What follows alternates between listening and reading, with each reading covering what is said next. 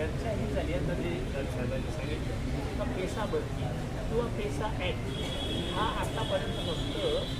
गावात 5% पैसे येतात तेवढ्याच पुरता प्रत्येकाने बघत किंवा आहे तो लोकांपुढे यावा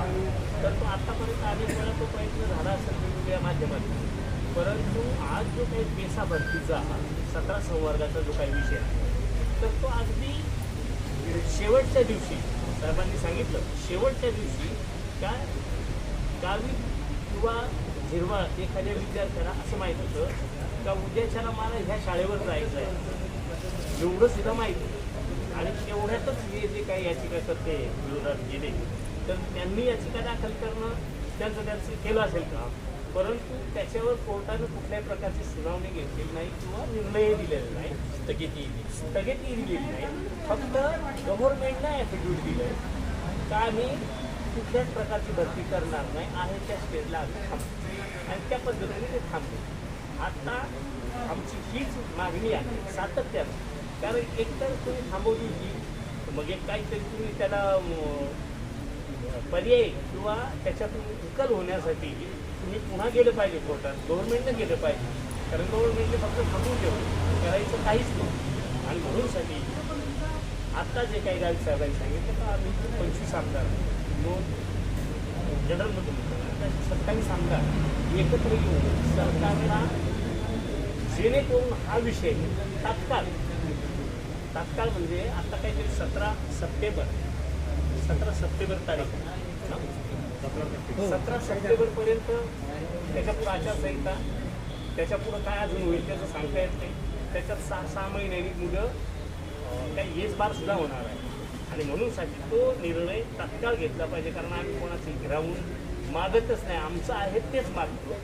17 संवर्गाचंच मागतो 18वा संवर्गसुद्धा आम्ही म्हणत नाही आणि ते जे 0.6 प्रमाणे जे आहे तेच मागतो. त्या पद्धतीनं गव्हर्नमेंटला थोडीशी जाग घेऊन थोडी म्हणजे नाही साहेबांनी सांगितल्याप्रमाणे 66 मतदारसंघात सुद्धा याचा दुष्परिणाम किंवा परिणाम हा सगळ्यांना भोगावा लागणार आहे. त्याच्यामुळं सरकारनं तात्काळ त्याचा निर्णय घ्यावा आणि भरती सुरू करावी.